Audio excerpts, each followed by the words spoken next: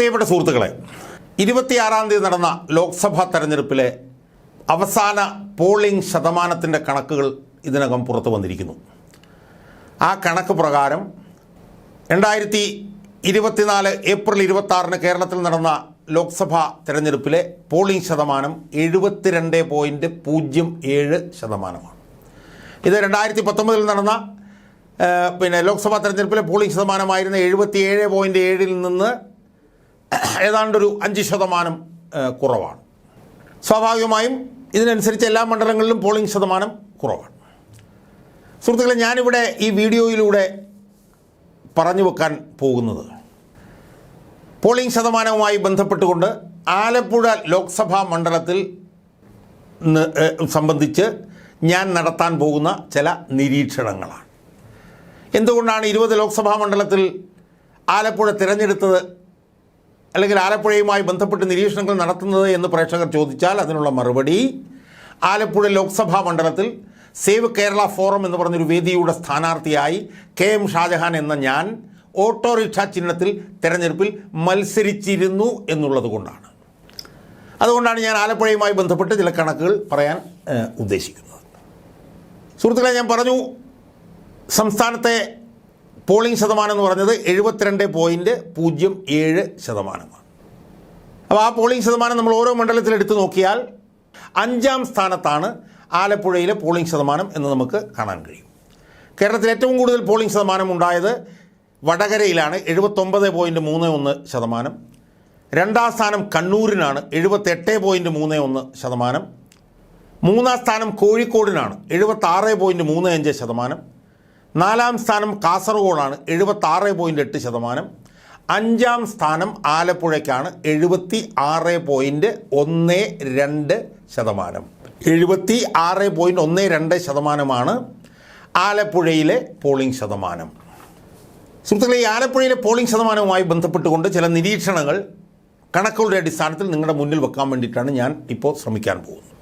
സുഹൃത്തുക്കളെ, അതിൽ ഒരു പ്രധാനപ്പെട്ട കാര്യം എന്ന് പറയുന്നത്, തിരുവനന്തപുരം മുതൽ എറണാകുളം വരെയുള്ള 9 ലോക്സഭാ മണ്ഡലങ്ങളിലെ ശരാശരി പോളിംഗ് ശതമാനം നമ്മൾ എടുത്തു നോക്കിയാൽ അത് 68.58% എന്ന് കാണാൻ കഴിയും. അതായത് ഒന്നുകൂടി ഞാൻ പറയാം, തിരുവനന്തപുരം മുതൽ എറണാകുളം വരെയുള്ള 9 ലോക്സഭാ മണ്ഡലങ്ങളിലെ ശരാശരി പോളിംഗ് ശതമാനം എടുത്തു നോക്കിയാൽ അത് 68.58% എന്ന് കാണാൻ കഴിയും.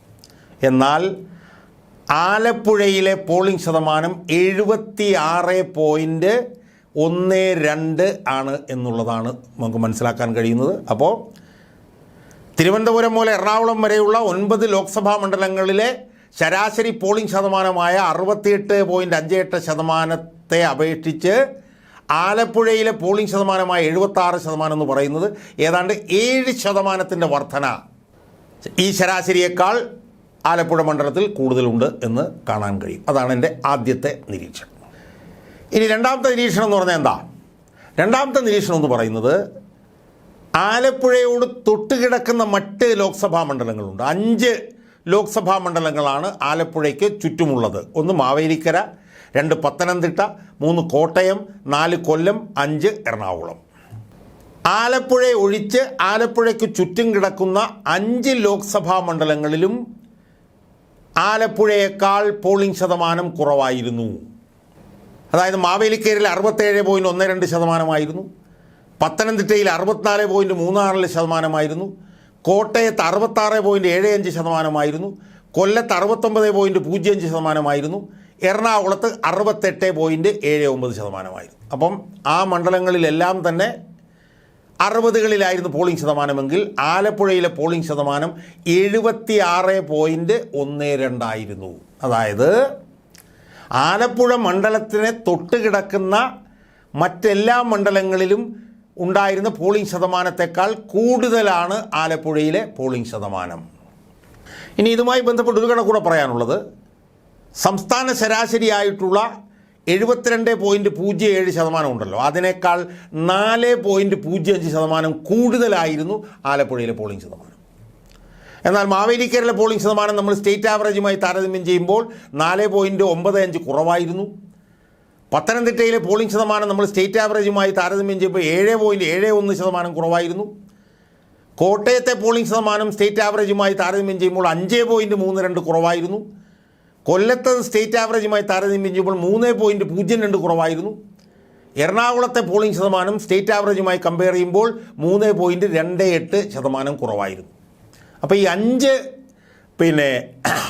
മണ്ഡലങ്ങളിലും സ്റ്റേറ്റ് ആവറേജിനേക്കാൾ കുറവായിരുന്നു പോളിംഗ് ശതമാനമെങ്കിൽ ആലപ്പുഴയിലെ പോളിംഗ് ശതമാനം സ്റ്റേറ്റ് ആവറേജിനേക്കാൾ 4.05 ശതമാനമായിരുന്നു എന്ന് നമുക്ക് കാണാൻ കഴിയും. അപ്പോൾ സ്വാഭാവികമായും ആലപ്പുഴയ്ക്ക് ചുറ്റും കിടക്കുന്ന മണ്ഡലങ്ങളിലൊക്കെ പോളിംഗ് ശതമാനം കുറവ്, ആലപ്പുഴയിൽ മാത്രം പോളിംഗ് ശതമാനം കൂടുതൽ. ആലപ്പുഴയോട് തൊട്ടുകിടക്കുന്ന 5 മണ്ഡലങ്ങളിലും പോളിംഗ് ശതമാനം സ്റ്റേറ്റ് ആവറേജിനേക്കാൾ കുറവായിരുന്നുവെങ്കിൽ ആലപ്പുഴയിലെ പോളിംഗ് ശതമാനം സ്റ്റേറ്റ് ആവറേജിനേക്കാൾ 4.05% കൂടുതൽ. ഇനി അടുത്തൊരു പോയിന്റ് ഞാൻ പറയാം. അതായത് തിരുവനന്തപുരം മുതൽ ചാലക്കുടി വരെയുള്ള മണ്ഡലങ്ങൾ എടുത്താൽ 10 ലക്ഷത്തിലധികം വോട്ടുകൾ പോൾ ചെയ്ത ഏക മണ്ഡലം ആലപ്പുഴ ജില്ലയായിരുന്നു. ബാക്കി എല്ലാ മണ്ഡലങ്ങളിലും 10 ലക്ഷത്തിൽ കുറവായിരുന്നു പോൾ ചെയ്ത വോട്ടുകളുടെ എണ്ണം. ആലപ്പുഴയിൽ 10,65,730 വോട്ടുകൾ പോൾ ചെയ്തപ്പോൾ തിരുവനന്തപുരം മുതൽ ചാലക്കുടി വരെയുള്ള 10 ലോക്സഭാ മണ്ഡലങ്ങളിലും പോൾ ചെയ്ത വോട്ടുകൾ 10 ലക്ഷത്തേക്കാൾ കുറവായിരുന്നു. ഇനി രണ്ടാമത്തെ ഒരു പ്രധാനപ്പെട്ട നിരീക്ഷണം എന്താ? ആലപ്പുഴയ്ക്ക് ചുറ്റുമുള്ള 5 മണ്ഡലങ്ങളിലെ ശരാശരി പോൾ ചെയ്ത വോട്ടുകളുടെ എണ്ണം 8,95,035 ആയിരുന്നു. അതായത് കൊല്ലം, പത്തനംതിട്ട, മാവേലിക്കര, കോട്ടയം, എറണാകുളം അവിടെയെല്ലാം പോൾ ചെയ്ത വോട്ടുകളുടെ ശരാശരി 8,95,035 ആയിരുന്നുവെങ്കിൽ ആലപ്പുഴയിൽ പോൾ ചെയ്ത വോട്ടുകളുടെ എണ്ണം 10,65,730 ആയിരുന്നു.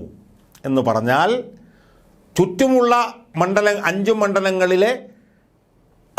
മണ്ഡലങ്ങളിൽ പോൾ ചെയ്ത ശരാശരി വോട്ടുകളെ അപേക്ഷിച്ച് ആലപ്പുഴയിൽ 1,70,70,695 വോട്ടുകൾ കൂടുതൽ പോൾ ചെയ്തിരിക്കുന്നു ചുറ്റുമുള്ള 5 മണ്ഡലങ്ങളെ അപേക്ഷിച്ച്. സുഹൃത്തുക്കളെ, നമ്മൾ മനസ്സിലാക്കേണ്ട വേറൊരു കാര്യവും കൂടിയുണ്ട്. ഇപ്പോൾ തെക്കൻ തിരുവിതാംകൂറിൽ ഏറ്റവും കൂടുതൽ കടുത്ത മത്സരം നടന്നത് ആറ്റിങ്ങലും തിരുവനന്തപുരത്തുമായിരുന്നു. ആറ്റിങ്ങലിൽ തിരുവനന്തപുരത്ത് 14 ലക്ഷം വോട്ടുകളുണ്ടായിരുന്നു, ആറ്റിങ്ങലിൽ 13 ലക്ഷം വോട്ടുകളുണ്ടായിരുന്നു. എന്നാൽ ഈ കടുത്ത മത്സരം നടന്ന 2 മണ്ഡലങ്ങളിലും 10 ലക്ഷത്തിൽ കുറവാണ് പോൾ ചെയ്ത വോട്ടുകളുടെ എണ്ണം. ആലപ്പുഴയിൽ 9,62,000, ആറ്റിങ്ങലിൽ 9,84,000. എന്നാൽ ആലപ്പുഴയിൽ 10,65,730 വോട്ട് പോൾ ചെയ്തു. അപ്പോൾ കടുത്ത മത്സരങ്ങൾ നടന്ന മണ്ഡലങ്ങളെക്കാൾ കൂടുതൽ വോട്ടുകൾ ആലപ്പുഴയിൽ പോൾ ചെയ്തു എന്നുള്ളതാണ് നമ്മൾ മനസ്സിലാക്കേണ്ടത്. സുഹൃത്തുക്കളെ, ഈ കണക്കുകളെല്ലാം സൂചിപ്പിക്കുന്ന ഒരു കാര്യമുണ്ട്. എന്താണത്? അത് ആലപ്പുഴ ജില്ലയിൽ അസ്വാഭാവികമായി പോളിംഗ് ശതമാനം വർദ്ധിച്ചിരിക്കുന്നു എന്നുള്ളതാണ്.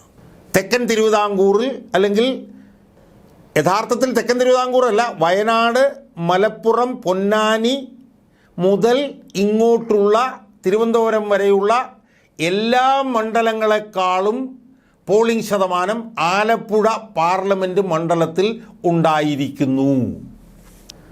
നല്ല പോളിംഗ് ശതമാനം ഉണ്ടായിട്ടുള്ള മണ്ഡലങ്ങളെല്ലാം വടക്കൻ കേരളത്തിലാണ്. കണ്ണൂർ, കാസർഗോഡ്, വടകര, കോഴിക്കോട്, അതെല്ലാം വടക്കൻ കേരളത്തിലാണ്. തെക്കൻ കേരളത്തിൽ ആലപ്പുഴയും ചാലക്കുടിയും തൃശ്ശൂരും ഒഴിച്ചിട്ടുള്ള എല്ലാ മണ്ഡലങ്ങളിലും 70% കുറവാണ്. പക്ഷേ തെക്കൻ കേരളത്തിൽ ഏറ്റവും കൂടുതൽ പോളിംഗ് ശതമാനം കാഴ്ചവെച്ച ഒരു മണ്ഡലം ആലപ്പുഴയാണ്. അത് 76.12 അപ്പം ഇത്രയും കാര്യങ്ങൾ മാത്രമാണ് ഒരു സ്ഥാനാർത്ഥി എന്നുള്ള നിലയിൽ എനിക്ക് പറയാനുള്ളത്. ഇത്രയേറെ അസ്വാഭാവികമായി ആലപ്പുഴയിൽ പോളിംഗ് ശതമാനം വർദ്ധിച്ചതിൻ്റെ കാരണങ്ങളിലേക്ക് ഞാനിപ്പോൾ പോകുന്നില്ല, കാരണം ഞാൻ അവിടെ ഒരു സ്ഥാനാർത്ഥിയായിരുന്നു. പക്ഷേ ഞാൻ ഈ മുന്നോട്ട് വെച്ച കണക്കുകൾ പ്രകാരം മറ്റ് മണ്ഡലങ്ങളെ അപേക്ഷിച്ച് ആലപ്പുഴയിൽ പോളിംഗ് ശതമാനം അസ്വാഭാവികമായി വർദ്ധിച്ചിരിക്കുന്നു എന്നുള്ളതാണ്. അത് വർദ്ധിച്ചത് എന്തുകൊണ്ടാണ് എന്നുള്ള കാരണത്തിലേക്ക് ഞാനിപ്പോൾ പോകുന്നില്ല. അത് ജൂൺ 4 കഴിഞ്ഞിട്ടേ ഞാൻ പോകുന്നുള്ളൂ. പക്ഷേ ഞാൻ സ്വതന്ത്ര സ്ഥാനാർത്ഥിയായി മത്സരിച്ച ആലപ്പുഴ പാർലമെൻറ്റ് മണ്ഡലത്തിൽ പോളിംഗ് ശതമാനം സംസ്ഥാന ശരാശരിയേക്കാൾ 4.05 എന്നുള്ള നിലയിൽ ഉയർന്നു നിന്നു. സംസ്ഥാന ശരാശരി 72.07 ആയിരുന്നുവെങ്കിൽ ആലപ്പുഴയിലെ പോളിംഗ് ശതമാനം 76.12 ആയിരുന്നു എന്നുള്ള വസ്തുത, അതുമായി ബന്ധപ്പെട്ടിട്ടുള്ള കണക്കുകൾ എൻ്റെ പ്രേക്ഷകരെ അറിയിക്കാൻ വേണ്ടി മാത്രമാണ് ഞാനിവിടെ ശ്രമിച്ചിട്ടുള്ളത്.